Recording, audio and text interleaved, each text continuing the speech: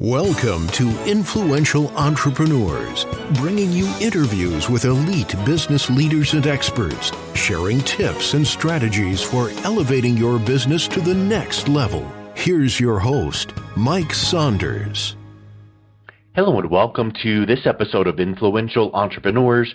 This is Mike Saunders, the Authority Positioning Coach, and today we have with us Mark MacDonald, who's the President of Advanced Wealth Preservation, and today we're going to be talking about Social Security claiming strategies. Mark, welcome to the program. Thank you, Mike. Pleasure being here.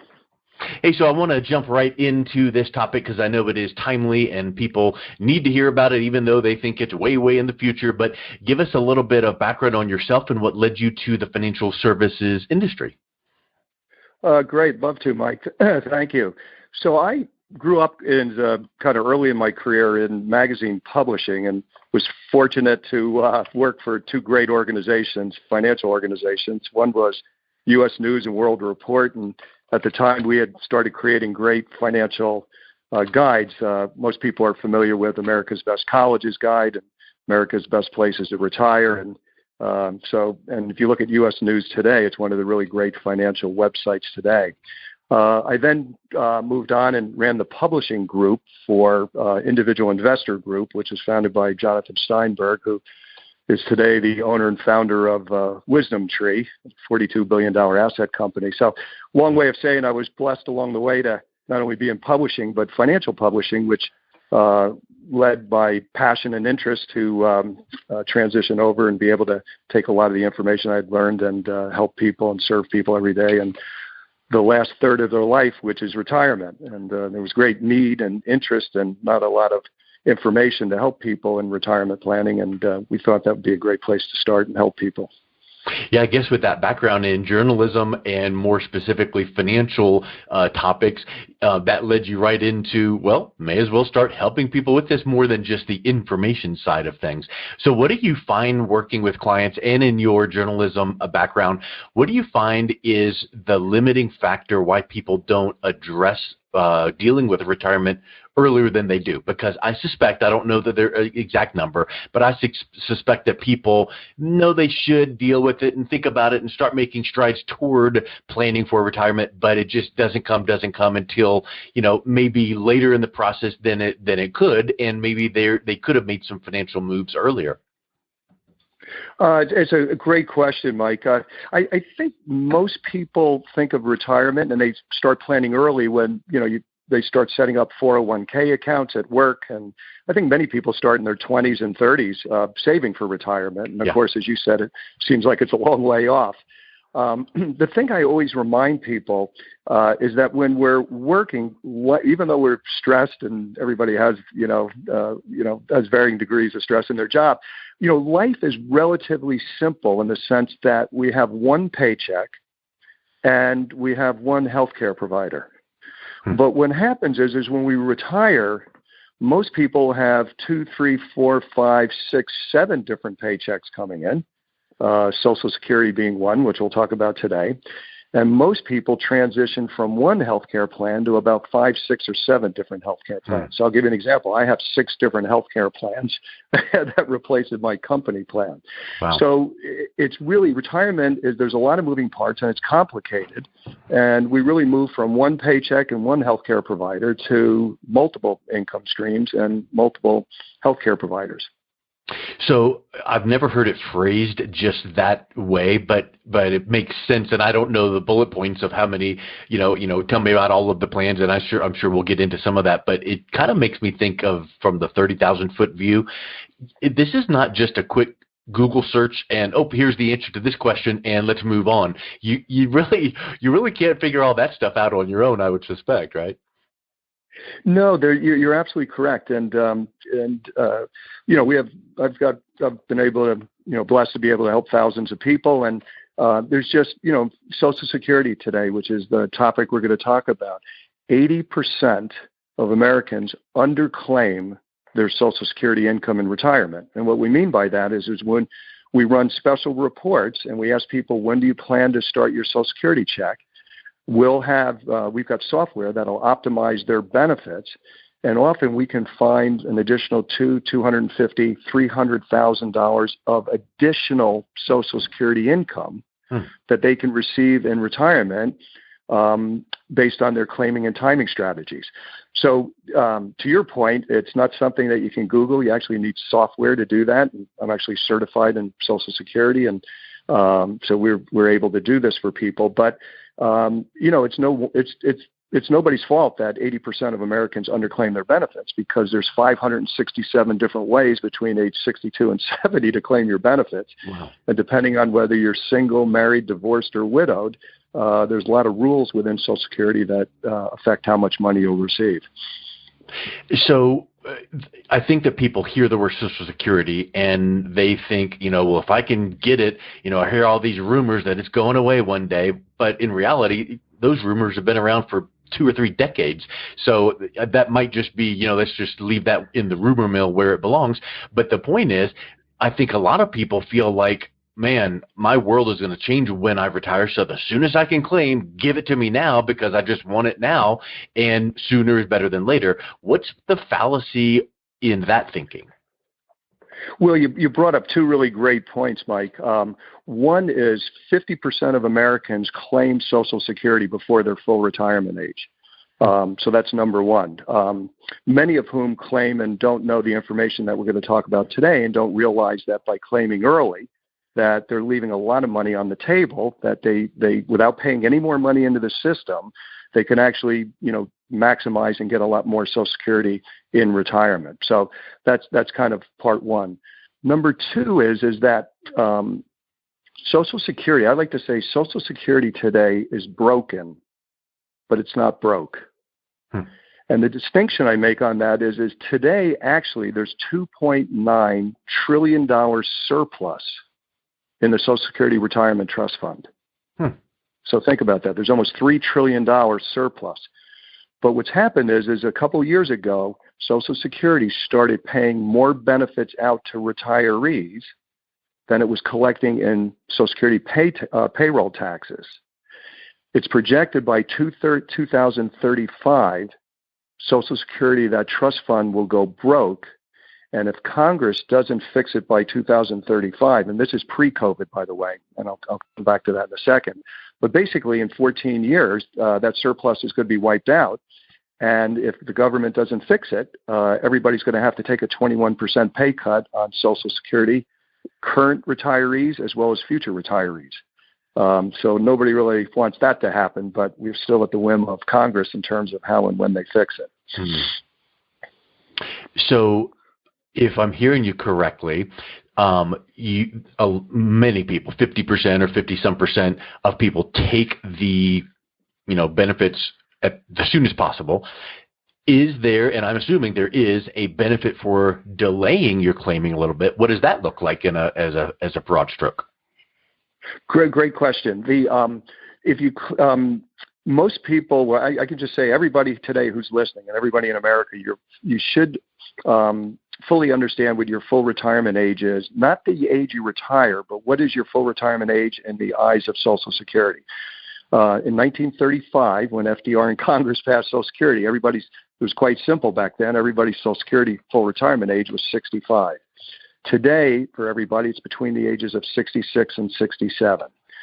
For those people that claim early or start before full retirement age, there's 2 penalties. One is a permanent reduction in your benefit, and the other is what's called the earnings test, which means if you work a little bit more than part-time and earn more than $19,000 a year, and you collect Social Security, they'll withhold your benefit, and you won't get it until you either stop working or your full retirement age. To the second point you made, Mike, which is great, which is while there's penalties for claiming Social Security before your full retirement age, there's rewards for turning on Social Security or claiming Social Security after your full retirement age. Every year that you delay or wait to collect your Social Security or start your Social Security income, you get an 8% increase plus cost of living adjustment. So, for example, if somebody was full retirement age was 66, by waiting from 66 to 70, they've given themselves a 32% pay increase plus cost of living along the way. So if you average, let's say, 2%, I always like to say to people, imagine you could walk into your boss when you're working and say, look, I'm going to negotiate my contract, my employment contract for the next 4 years. And here's what it's going to look like. For the next 4 years, you're going to give me a salary increase of 8% plus cost of living adjustment. Well, most of us know, okay, in our careers, we'd never be able to go into our bosses and do that. But when it comes to Social Security, we can have that conversation with ourselves and do that. So again, between 66 and 70, you get an 8% annual increase plus cost of living adjustment, which recently has been almost 40% pay increase by waiting 4 years. So again, I'm not recommending this, but these are things that people are not aware of. And often people will find this out after they've claimed and go, oh my goodness, I wish I knew that before I claimed. And in some cases, you don't have a choice. Like, for instance, you run the numbers and you've retired in it and you cannot wait. I mean, you literally can't survive, pay the bills, put food on the table if you waited. So that's not to say that it's a horrible decision to claim at a certain age. It's just that is a wonderful opportunity to consider. Absolutely. And again, 50% of Americans claim Social Security before their full retirement age. Why? The majority of them need to. You retire, they're no longer collecting a paycheck, they've got to pay their bills. And quite candidly, that's why FDR and Congress set up Social Security was, at the age of, even a few years before traditional retirement age of 65, if you retire early and you need to pay bills, that's what it's there for. So you're absolutely correct. It's there. And so again, for a large number of Americans, it's not an option, and that's why it's there, and that's why you're paying into it. And it serves a really great purpose to help pay a lot of your bills in retirement. For other Americans, you have choices. So part of it is that we'd go through an analysis to see, one, at what age do you need Social Security income, and two, do you have the options to sort of get these sort of rewards by waiting. So what are you finding that when people come to you and say, okay, well, it sounds to me like I can either take it now or wait. Okay, that's wonderful, but what about those 567 different choices I have? What are some of the other common things to keep in mind when making these claiming decisions? Yeah, great. Another great question. So really the great thing is that we have software that runs custom reports, and really, everybody's in their own unique situation when it comes to retirement. So, meaning that you're either single going into retirement when you're thinking about Social Security, you're married, you're divorced, or you're widowed. Okay, they're all different Social Security rules and combinations and factors that come into play based on what your life situation is when you claim Social Security. So most people tend to think of Social Security in, I always say, with a set of glasses. They look at it one-dimensionally.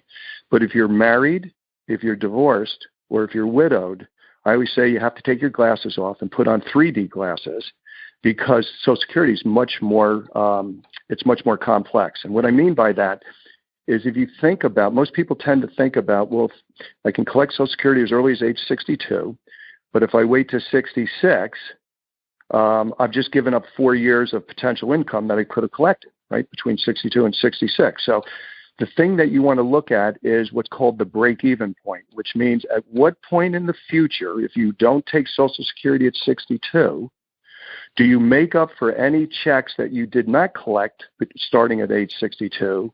And then how much additional money do you make for the rest of your retirement years? So that is called the break-even point. And a lot of people I talk to are familiar with that, but they look at it in a linear, they only look at it in the sense that they look at their benefit. If you're married, divorced, or widowed, it's much more complicated to calculate the break-even point. So simply stated, when people are thinking about waiting to take Social Security, most people kind of in the back of their mind know, well, geez, I can't take it at 62, but if I wait to 66 and I could collect $25,000 a year beginning at 62, I've just given up $100,000 of potential checks. But at some point in the future, and again, we have software that runs this, and again, it runs for whatever life situation you're in. It's going to show you the break-even point, at which point you make up for that $100,000 you did not collect, and how much additional Social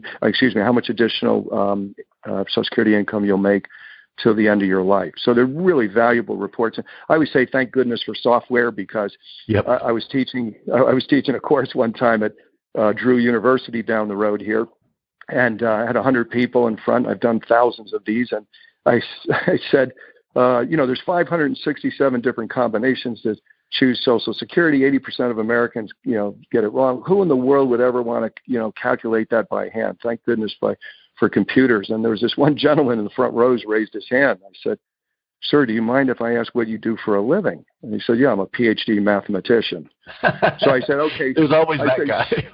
There's always that guy. So I always say now at my seminars, I always say, short of being a PhD mathematician, where your hobby and interest is algorithmic calculation. Yep.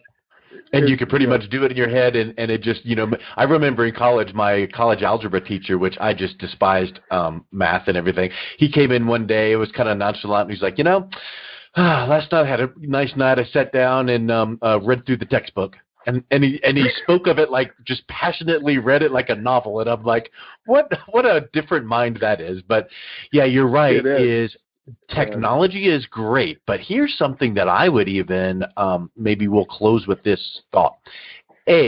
Technology is really, really wonderful and great, but you need to know how to use it. So, for instance, you could send me the login password for that, and I wouldn't have a clue what to do. And I think that that's the difference between just some generic person that says, yeah, I know how to do financial type things, or I can help you with a whole litany of financial products. But unless you really are dialed into Social Security claiming strategies and maybe have this software or certification or really that dialed in approach, you really still could be leaving things on the table. So wrap up with the benefit of having that person like yourself that specializes in Social Security to wring out every piece of benefit. And then what's the best way that people can reach out and connect with you and learn more, Mark? Great. Thank you, Mike. Yeah, absolutely great last point you made. And as all of us know, technology is a tool, but it's a means to an end. And I don't think you can ever replace kind of human thinking and filter. And, if we think about it, this is important. I take it very serious, and we take very serious. We're helping people create a risk-free, bulletproof, comprehensive retirement plan where they can live the retirement of their dreams and, avoid major potential disasters along the way. But the foundation of retirement income planning begins with Social Security, and there's just a lot of moving parts. The simplest way to say it is that Social Security was very simple when FDR passed, as I mentioned, back in Congress back in 1935. But there's 1,800 rules that now govern it. There's been 58 major congressional changes to Social Security, most of them negative, not all of them. But many of them have changed. The most recent has been in 2016. So you always have legislative changes, and I think most people are aware of that. So again, the software that we have that helps people, see how they can get the most Social Security income in their retirement without paying any more in. There's a software tool that we use to help people do that. But again, it's all part of more comprehensive planning, which is what other income and assets do you have? Do you have a pension? When do you plan to stop working? When do you stop paying into accounts and start taking money out of accounts? So there's a lot of moving parts. But again, the most important thing is that we found out really early in our process that for most Americans and for most people listening on your show today, if they live to life expectancy, Social Security will be a $1 million plus retirement asset for them. So I always say to people, if you had $1 million in your 401k plan, would you pay attention to it? And everybody says, yeah, I pay a lot of attention to it. Well, Social Security can be a $1 to $1.5, $1.8 million, depending on how long you live and how much you paid in. We've seen situations where it's a $1.5, $1.6 million retirement asset.